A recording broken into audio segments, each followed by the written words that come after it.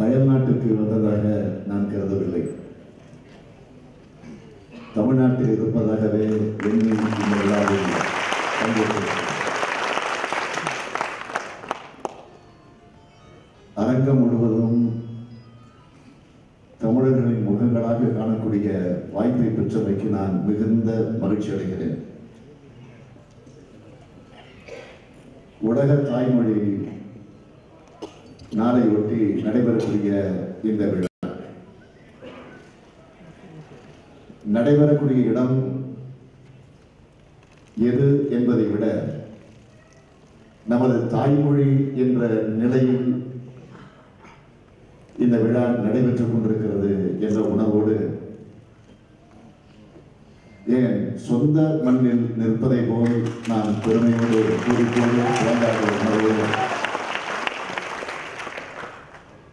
இன்னும் சொல்ல வேண்டும் என்று சொன்னால் நெஞ்சில் நிமிர்த்தி நான் இங்கே நின்று கொண்டிருக்கிறேன்.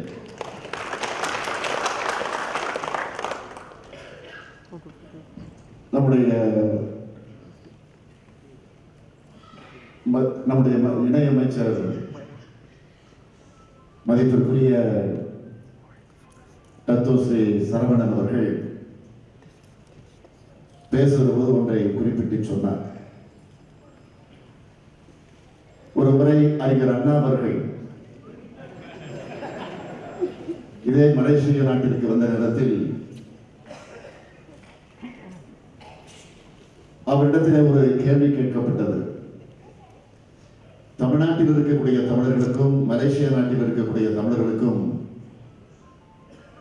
என்ன வேற்றுமையை காணுகிறீர்கள் என்ற கேட்ட நேரத்தில் அப்பொழுது அண்ணா அவர்கள் சொன்னதை அவர் இங்கே நினைவுகளுக்கு எடுத்து சொன்னார். தமிழ்நாட்டில் தமிழர்கள் இருக்கிறார்கள், மலேசிய நாட்டில் தமிழர்கள் வாழ்கிறார்கள். அதைத்தான் எடுத்து சொன்னார். ஆக நான் சொல்ல விரும்புவது, தமிழ்நாட்டில் தமிழர்கள் இருக்கிறார்கள், மலேசிய நாட்டில் வாழ்கிறார்கள் என்பது மட்டுமல்ல, தமிழர்களாக வாழ்ந்து கொண்டிருக்கிறார்கள் என்பதுதான் உண்மை என்பதை இந்த விழாவின் மூலமாக நான் தெரிந்து கொண்டிருக்கிறேன். அது மட்டுமல்ல, இன்னொன்றையும் ஒரு எடுத்து சொன்னார். அதுதான் கொஞ்சம் உபகாரம். அண்ணா மலேசிய நாட்டிற்கு வந்துவிட்டு தமிழகத்திற்கு திரும்பிய போது அவர் முதலமைச்சரானார். அதேபோல் மறைந்த எம்ஜிஆர் அவர்கள் இதே மலேசிய நாட்டிற்கு வந்துவிட்டு தமிழ்நாட்டிற்கு திரும்பி அதற்கு பிறகு அவர் முதலமைச்சரானார். ஏன் உங்கள் தந்தை கலைஞர் அவர்கள் மலேசிய நாட்டிற்கு வந்துவிட்டு சென்று அங்கே மீண்டும் முதலமைச்சரானார். நீங்கள் வந்திருக்கிறீர்கள்.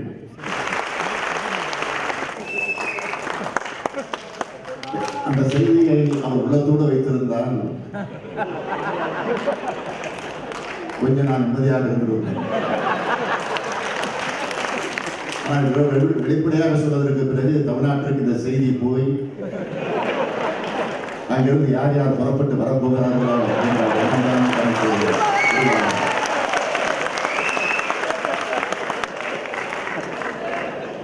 ஏனென்றால் புதிதாக இப்போது அங்கே கட்சி தொடங்கப்பட்டுக் கொண்டிருக்கிறது. நான் இந்த அரசியல் பேசுவதாக கருதி வருகிறார். அது அரசியலை தொடங்கக்கூடியவர்கள் முதலமைச்சராக வேண்டும் என்ற எண்ணத்தோடு தொடங்கக்கூடியவர்கள் தான் அதிகம் மக்களுக்கு பணியாற்ற, நாட்டிற்கு கொண்டாற்ற, தமிழுக்கு பெருமை சேர்க்க அல்ல. அதுதான் கொஞ்சம் எனக்கு அச்சமே தவிர எதுவும் இல்லை. நம்முடைய மதிப்பிற்குரிய சரவணன் அவர்கள் ஏதோ திராவிட முன்னேற்ற கழகம் ஆளுங்கட்சியாக இருக்கிற நேரத்தில் மட்டுமல்ல, எதிர்கட்சியாக இருக்கக்கூடிய நேரங்களில் பல நேரங்களில் தமிழகத்திற்கு வருகிற இடத்தில் தலைவர் கலைஞர் அவர்களை சந்திக்காமல் அவர் சென்றது கிடையாது. அதேபோல் என்னையும் பலமுறை அவர் சந்தித்தது உண்டு. சந்திக்கிற போதெல்லாம் தலைவரிடத்திலும் சரி, என்னிடத்திலும் சரி, ஒட்டுமொத்த தமிழர்களின் நலனை பற்றி, தமிழகத்தில் வாழக்கூடிய மலேசிய தமிழுடைய வாழ்க்கை நலனை பற்றி அக்கறையோடு கேட்கக்கூடிய அந்த நினைவலைகள் எல்லாம் இந்த நிகழ்ச்சி மூலமாக எனக்கு வந்து கொண்டிருக்கிறது.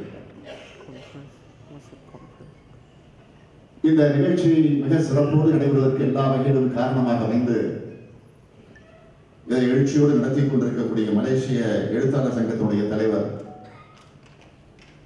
திரு கே ராஜேந்திரன் அவர்களே, மற்றும் அவருக்கு துணை புரிந்து கொண்டிருக்கக்கூடிய சங்கத்தினுடைய நிர்வாகிகளே, வருகை தந்திருக்கக்கூடிய டத்தோக்களே, விருதுகள் பெற்றிருக்கக்கூடிய ஆண்டோர்களே, சான்றோர்களே,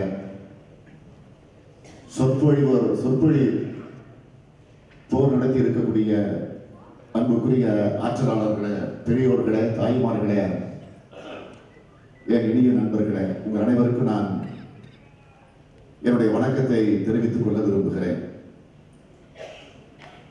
தமிழ் மண்ணை விட்டு வந்தாலும் தமிழை விட்டுவிடாமல் வாழ்ந்து கொண்டிருக்கிறீர்கள். தமிழ் மண்ணில் உங்களுடைய சொந்தங்களை பிரிந்து வந்திருக்கிறீர்கள். ஆனால் அந்த தமிழ் பண்பாடுகளை மறக்காமல் வாழ்ந்து கொண்டிருக்கிறீர்கள். பொதுவாக சொந்த மண்ணை விட்டு வருகிற போது வெளியே செல்லுகிறோமே என்ற ஒரு நிர்பந்தம் நமக்கு வந்துவிட்டதே என்று எண்ணி வாழ்ந்த மண்ணை கொஞ்சம் கையில் எடுத்துக்கொண்டு பத்திரமாக எடுத்து வரக்கூடிய ஒரு நிலை உண்டு. ஆனால் உங்கள் முன்னோடிகள் தமிழ்நாட்டு மண்ணை எடுத்து வந்தார்களா என்று எனக்கு தெரியாது. ஆனால் தமிழக மண்ணிலிருந்து மொழியை, கலையை, கல்வியை நீங்கள் கூடவே எடுத்துக்கொண்டு வந்து இங்கு போற்றி பாதுகாத்துக் கொண்டிருக்கிறீர்கள் என்பதற்கு எடுத்துக்காட்டுதான் அதிலே தமிழ் மண்ணினுடைய வாசனை மிக சிறப்பான வகையில் வீசிக் கொண்டிருக்கிறது.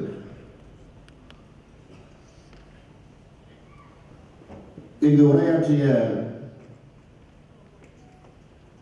அமைச்சர், சுகாதாரத்துறை அமைச்சர் டத்தோஸ்ரீ டாக்டர் சுப்பிரமணியம் அவர்கள் பேசுகிற போது ஒன்றை குறிப்பிட்டு சொன்னார். மாபெரும் தலைவராக என்னை உங்களிடத்தில் அடையாளம் காட்டினார். ஒரு திருத்தம், நான் இந்த நிகழ்ச்சிக்கு மாபெரும் தலைவராக வரவில்லை, உங்களின்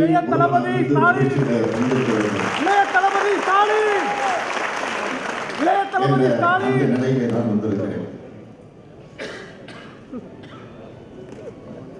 தமிழக வரலாற்றில் எவ்வளவோ பெருமைகளை, சிறப்புகளை நாம் பேசிக் கொண்டிருக்கலாம். ஆனால் தமிழ் வரலாற்றில் மலேசியா முக்கிய பங்கு பெற்றிருக்கும் நாடு என்பதை நாம் மறந்துவிட முடியாது. ஏனென்றால் முதல் உலக தமிழ் ஆராய்ச்சி மாநாடு இந்த மலேசியாவில் உள்ள கோலாலம்பூரில் தான் 1966 நடைபெற்றது என்பதை நீங்களும் நாங்களும் நன்றாக அறிவோம். அந்த தமிழ் மாநாட்டில் தான் மலேசிய தமிழ் எழுத்தாளர் சங்கத்திற்கு பிரதிநிதித்துவம் தரப்பட்டிருக்கிறது. மார்ச் 3ஆம் தேதி உங்களுக்கெல்லாம் நினைவிருக்கும், அது அன்றுதான் உலக எழுத்தாளர் தினம். பென், எசைட்ஸ், நாவலிட்ஸ், பென் கிளப் 1921ஆம் ஆண்டு லண்டனில் துவங்கப்பட்டிருந்தாலும் மார்ச் 3ஆம் தேதியை உலக எழுத்தாளர் தினமாக 130க்கு மேற்பட்ட நாடுகள் தொடர்ந்து கொண்டாடி வருகின்றன. எழுத்தாளர்களுக்கு அடிப்படையே மொழிதான். அதுவும் தாய் மொழி என்பது அது மிக மிக சிறப்பு வாய்ந்ததாக அமைந்திருக்கிறது. அந்த தாய்மொழியை சிறப்பு செய்யக்கூடிய அடிப்படையில் தான் உலக தாய் மொழி தினம் ஆண்டுதோறும் பிப்ரவரி 21ஆம் தேதி கடைபிடிக்கப்படுகிறது. 1952ஆம் ஆண்டு பங்களாதேஷ் என்ற நாடு உருவாகவில்லை. கிழக்கு வங்காளம் என்ற பெயரில் அது பாகிஸ்தான் நாட்டினுடைய ஒரு பகுதியாக இருந்து வந்தது. பாகிஸ்தான் அரசு உருது மொழியை கிழக்கு வங்காளத்தின் மீது திணித்தது. இந்த ஆதிக்கத்தை எதிர்த்து வங்க மொழியை காப்பாற்ற டாக்கா பல்கலைக்கழகத்தில் படித்துக் கொண்டிருக்கக்கூடிய மாணவர்கள் மிகப்பெரிய போராட்டத்தை நடத்தி உயிர் தியாகம் செய்து வரலாற்றிலே இன்றைக்கும் பேசப்படக்கூடிய நிலைக்கு அந்த போராட்டம் நடந்திருக்கிறது. அதற்காகத்தான் ஐநா அவையினுடைய யுனெஸ்கோ அமைப்பால் உலக தமிழர் நாள் கடைபிடிக்கப்படுகிறது. எப்படி வங்க மொழியை காப்பாற்ற அந்த மாணவர்கள் போராடி தியாகம் செய்திருக்கிறார்கள். அதுபோல நம்முடைய தாய்மொழியாக இருக்கக்கூடிய அழகு தமிழ் மொழியை காப்பாற்ற தமிழகத்தில் ஒரு மிகப்பெரிய தியாக வரலாறு ஒன்று இன்றைக்கு வரலாற்றில் பதிவாகி இருக்கிறது. அந்த வரலாற்றை கொஞ்சம் திரும்பி பார்த்தால் 1938, 39 ஆகிய ஆண்டுகளில் அன்றைக்கு இளைஞர்களாக மாணவர்களாக இருந்தவர்கள் தாய்மொழிக்காக உயிர் தியாகம் செய்திருக்கக்கூடிய வரலாறு. தாளமுத்து நடராஜன், கீழப்பழுவூர் சின்னசாமி, விருகம்பாக்கம் ரங்கநாதன், விராலிமலை சண்முகம் என்று ஒரு மிகப்பெரிய பட்டியல் உண்டு. அந்த போராட்டம் தொடர்ந்து பல காலகட்டங்களில் நடைபெற்றிருக்கிறது. அதில் உச்சகட்டமாகத்தான் 1965ஆம் ஆண்டு தமிழகத்தில் தாய்மொழியாம் தமிழ் மொழியை காக்க நடைபெற்ற போராட்டம். அந்த போராட்டத்தில் அன்றைக்கு மாணவர்கள் ஒன்று திரண்டார்கள். ஆட்சியில் இருக்கக்கூடியவர்கள் தமிழ் மொழிக்கு ஆபத்து ஏற்படுத்த திட்டங்கள் தீட்டினார்கள். ஆனால் அதை எதிர்த்து போராடிய நேரத்தில் மாணவர்களும் சேர்ந்து கொண்டு அன்றைக்கு தெருவில வீதிகளில் வந்து போராடிய போது அன்றைக்கு இருந்த ஆட்சியாளர் உத்தரவுக்கு கட்டுப்பட்டு காவல்துறையினர் சுட்டு தள்ளுங்கள் என்ற ஆணை பிறப்பித்து அந்த சுடப்பட்ட நேரத்தில் பல மாணவர்கள் உயிர் தியாகம் செய்திருக்கிறார்கள். அதில் குறிப்பாக சிதம்பரத்தில் படித்துக் கொண்டிருக்கக்கூடிய அண்ணாமலை பல்கலைக்கழகத்தில் படித்துக் கொண்டிருக்கக்கூடிய ஒரு மாணவர், அவருடைய பெயர் ராஜேந்திரன். ஒரு போலீஸ்காரன், சிவகங்கை மாவட்டத்தை சார்ந்த ஒரு போலீஸ்காரன் பெற்றெடுத்த அந்த மகன் ராஜேந்திரன் கையில தமிழ் கொடியை ஏந்தி இன்னொரு கையில தமிழ் வாழ்க என அந்த முழக்கத்தை எழுதி வைத்துக் கொண்டு ஊர்வலத்தை நடத்துகிறார். அப்போது காவல்துறையினால் சுடப்பட்ட நேரத்தில் அவருடைய குண்டு நெஞ்சுக்குள் பாய்ந்து தரையில இரத்த வெள்ளத்தில் உயிருக்காக போராடி கொண்டிருக்கக்கூடிய சூழ்நிலையில உயிருக்கு போராடுகிற, உயிர் பிரிய போகிற அந்த கடைசி நிமிடத்திலே கூட தன் தாயை பார்க்கணும். 10 மாதம் தன்னுடைய வயிற்றில சுமந்து பெற்றெடுத்திருக்கக்கூடிய தாயை நான் காண வேண்டும் என்று அவன் கேட்கல. நான் படித்து பட்டம் பெற்று பட்டதாரிகளாக வர வேண்டும் என்ற உணர்வோடு என்னை படிக்க வைத்து அழகு பார்த்துக் கொண்டிருக்கக்கூடிய தந்தையை பார்க்க வேண்டும் என்று அவன் கேட்கல. உற்றார் உறவினர்களை காண வேண்டும் என்று அவன் கேட்கல. அதற்கு நேர்மாறாக உயிர் பிரிகிற அந்த கடைசி வினாடியிலும் அவருடைய வாயிலிருந்து வெளிவந்த வார்த்தை தமிழ் வாழ்க, தமிழ் வாழ்க, தமிழ் வாழ்க என்று 3 முறை கூறி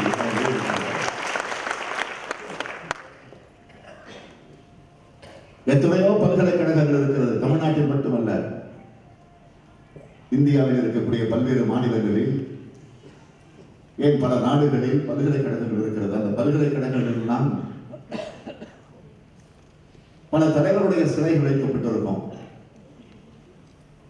அல்லது அந்த பல்கலைக்கழகத்திற்காக முன்னேற்றத்திற்கு பாடுபட்டு இருக்கக்கூடிய வேந்தர்கள் சிலை, துணைவர்களுடைய சிலைகள் எல்லாம் கூட வைக்கப்பட்டிருக்கும். ஆனால் ஒரு வித்தியாசமாக ஒரு வரலாற்றில் பதிவாகக்கூடிய அந்த நிலையில சிதம்பரம் அண்ணாமலை பல்கலைக்கழகத்தில் ஒரு மாணவனுடைய சிலை வைக்கப்பட்டிருக்கிறது என்று சொன்னால் அந்த ராஜேந்திரனுடைய சிலைதான் வைக்கப்பட்டிருக்கிறது. அறிஞர் அண்ணா அவர்கள், தலைவர் கலைஞர் அவர்கள், நாவலர் அவர்கள், பேராசிரியர் அவர்கள், மதியழகன் அவர்கள், ஆசைத்தம்பி அவர்கள், இப்படி எத்தனையோ தலைவர்கள் எல்லாம் போராடி சிறைக்கு சென்று பல தண்டனைகளை, அதிலும் 65 பாதுகாப்பு சட்டப்படி தலைவர் கலைஞர் அவர்கள் கைது செய்யப்பட்டு பாளையங்கோட்டை சிறைச்சாலையில 65 நாட்கள் தனிமைச் சிறையில அடைத்து வைத்திருந்த அந்த கொடுமைகள் எல்லாம் கூட நடைபெற்றிருக்கிறது. இன்னும் சொல்ல வேண்டும் என்று சொன்னால் 1965 நடைபெற்ற அந்த மொழி போராட்டம் தான் 67 தமிழ்நாட்டில் அண்ணா தலைமையில ஆட்சிக்கு வரக்கூடிய நிலையில் அந்த போராட்டம் அன்றைக்கு அடையாளம் காட்டியிருக்கிறது. தலைவர் கலைஞர் அவர்கள் 14 வயதில் பள்ளிக்கூடத்தில் படித்துக் கொண்டிருக்கக்கூடிய இந்த மாணவ பருவத்திலே, மாணவன் என்று கூட சொல்லக்கூடாது, ஒரு பள்ளி கூடத்துடைய பையன் என்று தான் சொல்ல வேண்டும். அந்த அளவுக்கு அரைக்கால் சட்டை போட்டுக் கொண்டிருக்கக்கூடிய அந்த நேரத்திலே கூட திருவாரூர் அந்த வீதியில அங்கு இருக்கக்கூடிய மாணவர்களை ஒன்று திரட்டி ஊர்வலத்தை நடத்திய நேரத்தில் ஓடி வந்த இந்திய பெண்ணை தேடி வந்த கோழை உள்ள நாடிதல்லவை என்று போர்ப்பரணி பாடியிருக்கிறார்.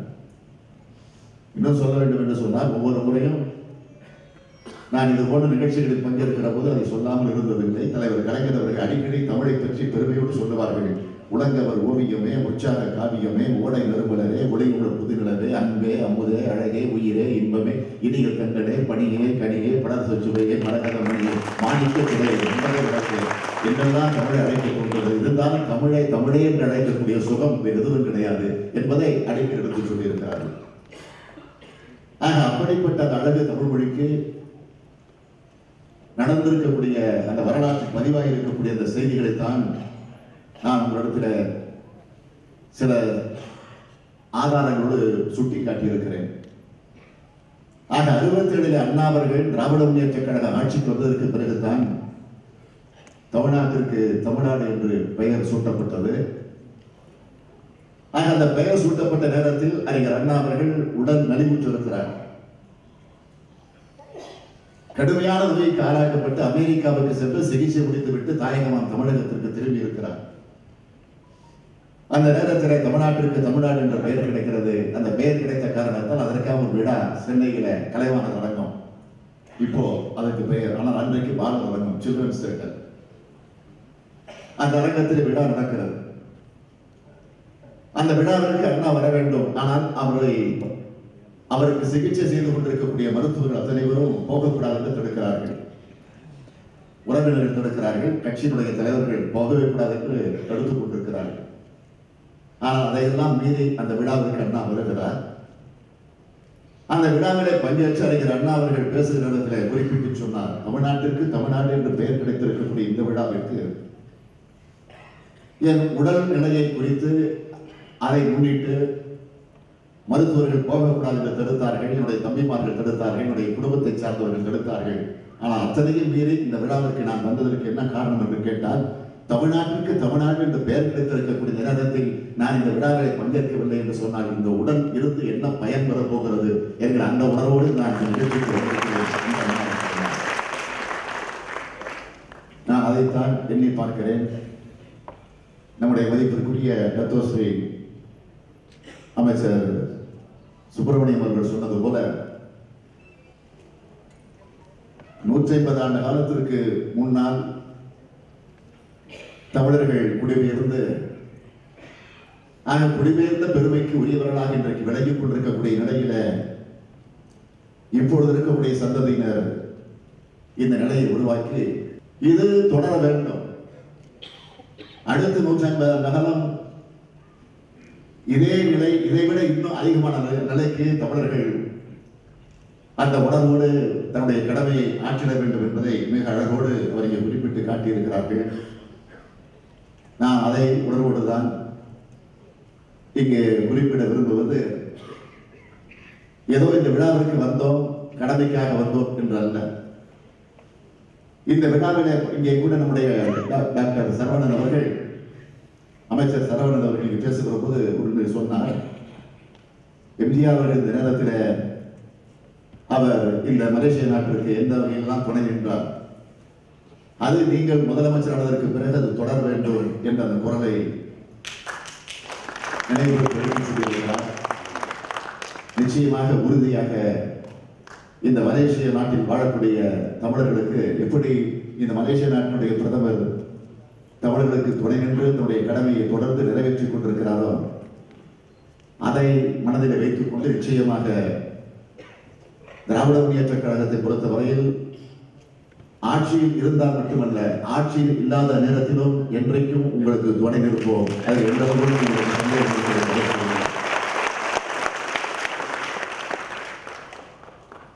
ஆட்சி என்பது, பதவிகள் என்பது அது ஒரு பொறுப்பு, மக்களுக்கு கடமையாற்ற, தொண்டாற்ற.